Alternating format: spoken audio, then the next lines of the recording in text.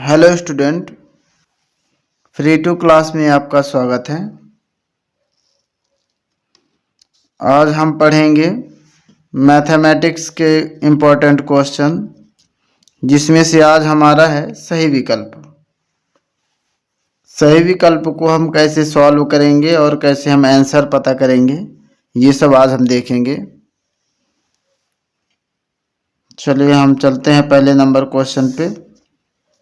संख्याओं 6 एवं 20 का HCF होगा।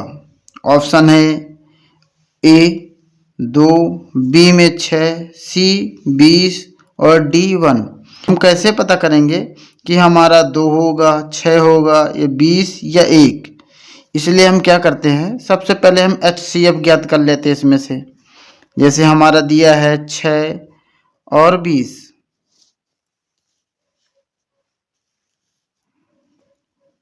छः और 20 दिया है, तो हम इसमें से निकालते हैं 2 से। 2 तिहाई 6 और 2 दाहम 20, 2 से 3, 2 पंचे और 3 एकम और 5, और ये 5 से हमारा 1। तो इसमें हम देखते हैं कि इसमें हमारा क्या हो जाएगा, 2 गुणे 2 गुणे 3 गुणे 5। तो हमारा जोड़ा किसका बन रहा है, 2 का। तो हमारा ये हो जाएगा 2 का वर्ग गुणे 3 गुणे 5। तो हम इसमें से HCF उसी को मानेंगे जिसका हमारा वर्ग बनेगा। तो हमारा सही आंसर होगा 2। चलिए हम आगे देखते हैं। हमारा ये क्या है, अगला क्वेश्चन है, यदि A1/A2 equal to B1/B2 equal to C1/C2 हो तो समीकरण निकाय A1x plus B1y plus C1 equal to 0 तथा A2x plus B2y plus C2 equal to 0 का क्या होगा। एक अद्वितीय हल होगा, 2 हल होंगे, कोई भी हल नहीं होगा, अनंत अनेक हल होंगे।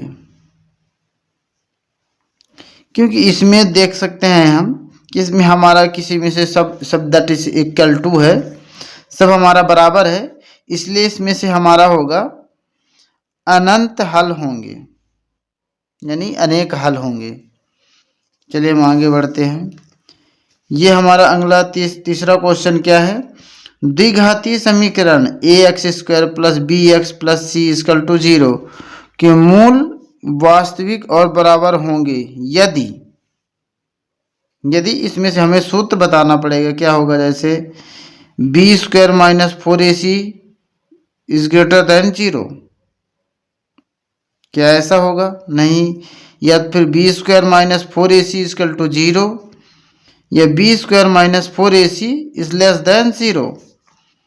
b² minus 4ac square equal to 0। तो इसमें हमारा सही आंसर होगा b² माइनस 4ac। हमारा अगला क्वेश्चन है, AP अनुपाते 2 4 6 का 10वां पद क्या होगा। इसमें 10वां पद कैसे निकालेंगे, इसमें जैसे दे के रखा है 2 4 6 8 10 12 14 16 18 और 20। हमारे कैसे 1 2 3 4 5 6 7 8 9 10। तो हमारा 10वां पद क्या होगा, 20।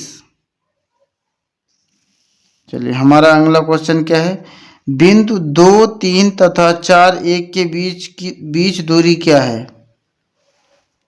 √8, 3 √3, 3 √2 या 2 √3। हमारा इसमें से सही आंसर होगा √8। तो हम ये कैसे पता करेंगे कि हमारा √8 ही होगा? उसके लिए हमारा एक सूत्र होता है। क्या होता है ये कि d √x2 माइनस x1 का whole square plus y2 minus y1 का होल स्क्वायर। इसमें हम देख लेते हैं कि इसमें हमारा क्या होगा। जो हमारा x1 होगा क्या होगा, 2 होगा, और x2 जो होगा तो हमारा 3 होगा। सॉरी x2 जो हमारा होगा वो 4 होगा। और हमारा जो y1 है, y1 क्या होगा, 3, और y2 क्या होगा, 1। तो ऐसे ही हम इसको लिख लेते हैं। तो हमारा ये हो जाएगा, इसके अंदर अंडर रूट में हमारा x2 क्या है, x2 हमारा हो जाएगा, x2 हमारा हो जाएगा 4। तो हम 4 माइनस 2 का होल स्क्वायर प्लस 1 माइनस 3 का होल स्क्वायर करेंगे। तो इसमें से हमारा आएगा अंडर रूट 4 में 2 गए, 2 का होल स्क्वायर प्लस 3 में 1 गए, माइनस का 2 स्क्वायर। तो ये हमारा अंडर रूट में हो जाएगा 4 प्लस 4। जब हम गुणा करेंगे तो ये माइनस माइनस प्लस हो जाएगा। तो हमारा अंडर रूट कितना आ जाएगा, 8। हमारा तो यही तो आंसर है। That's right. हमारा क्या आंसर होगा, ये अंडर रूट 8। ऐसे ही हम अगले क्वेश्चन पे देखते हैं। एक वृत्त की कितनी स्पर्श रेखा हो सकती हैं? 0, 1, 2, अनंत। तो हमारा होगा अनंत। जैसे हमारा ये सर्कल है, अनंत क्यों होगा, जैसे ये हमारा सर्कल रेखा है, तो हमारा इस सर्कल में से कहीं से भी स्पर्श रेखा हो सकती है। यहाँ से हो सकती है, यहाँ से हो सकती है, यहाँ से हो सकती है, मतलब चारों साइड से बहुत सारी हो सकती है, जिसकी हम कोई सीमा नहीं कर सकते हैं। अनंत जिसे बोल सकते हैं हम। रिक्त स्थानों की पूर्ति कीजिए। तो हमारा पहला क्वेश्चन होगा, अंडर रूट 2 एक संख्या है, इसमें क्या हो सकता है, अर्तार्किक। ये क्या होगा, अर्तार्किक। ये हमारा आंसर होगा। एक बहुपद जिसकी घात 3 है, तो वह क्या कहलाती है, बहुपद कहलाता है घन। क्या कहलाएगा हमारा, घन। हमारा इसमें क्या है, AP 3/2, 1/2, माइनस 1/2, माइनस 3/2 का सर्व अंतर क्या होगा, D= क्या होना चाहिए हमारा, -1 होगा। क्योंकि हमारा हो गया 3/2 हो गया, 1/2 हो गया, माइनस 1/2 और 3/2। तो इसमें कितना, हम इसको क्या लिख देंगे, -1। इसके बाद हमारा क्या होगा, -1 हो जाएगा। सभी सर्वांग सम त्रिभुज होते हैं, जो हमारे सभी सर्वांग सम त्रिभुज क्या होते हैं, समान। क्या होगा, समान, या हम बराबर कह सकते हैं। वृत्त को 2 बिंदुओं पर प्रतिच्छेद करने वाली रेखा को क्या कहते हैं, वृत्त को 2 बिंदुओं पर प्रतिच्छेद करने वाली रेखा को हम क्या कहते हैं, सेकंड। 2 वृत्त को 2 बिंदुओं पर प्रतिच्छेद करने वाली रेखा को हम क्या कहेंगे, सेकंड कहेंगे।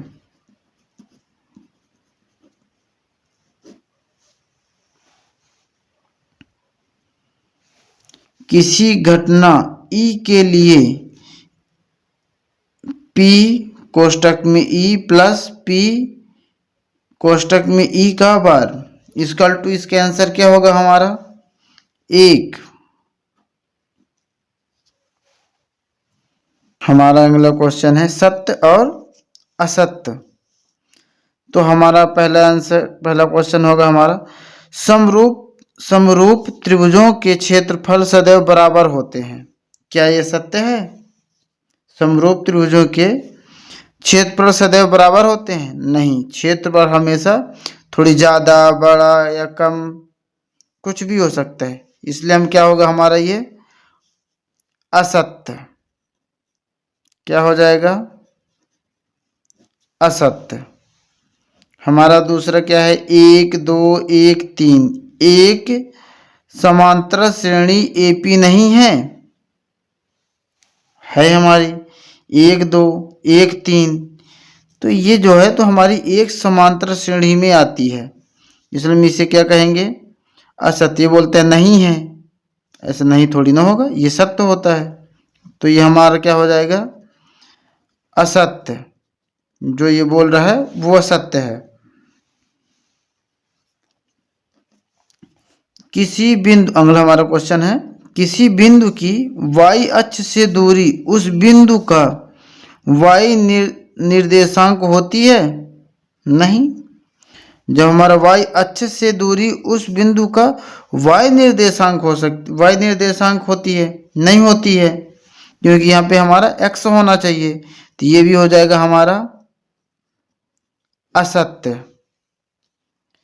शंकु का आयतन पाई आर स्क्वायर है। जो हमारा शंकु का आयतन क्या होगा पाई आर स्क्वायर होता है? पाई आर स्क्वायर नहीं होता, ये क्या है असत्य हो जाएगा हमारा।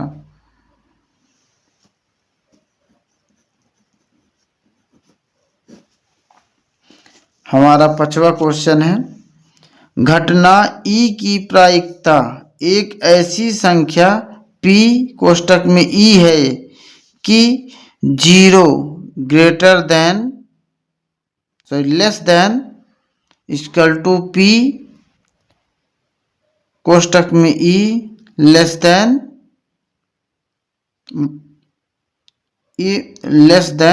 Equal to 1। क्या ये सत्य है? हाँ सत्य है, इसे हम क्या कहेंगे सत्य है। हमारा अगला क्वेश्चन है दीर्घवृत्त खंड का क्षेत्रफल संगत त्रिज्य खंड के क्षेत्रफल से कम होता है? हाँ होता है। तो ये क्या हो जाएगा हमारा सत्य।